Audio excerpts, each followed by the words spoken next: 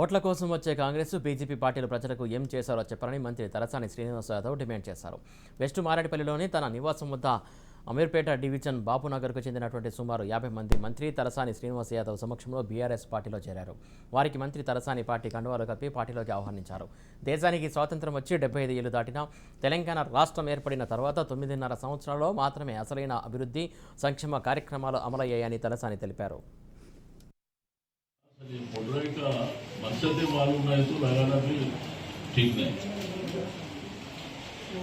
पहले तो आप लोगों को मालूम होना कि ये ठीक है नहीं है, मैं तो क्या करें तो ठीक रहता बोल के मैं वो पूछने के लिए आऊँ बोला।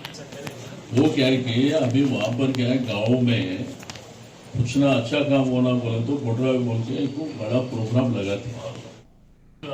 मकसद मालूम है तो लगाना भी ठीक नहीं।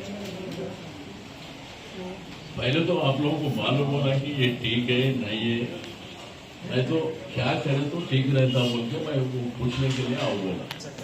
वो क्या कि अभी वहाँ पर क्या है गाँव में कुछ ना अच्छा काम होना बोले तो मोटरवे बोल के एक बड़ा प्रोग्राम लगाते हैं।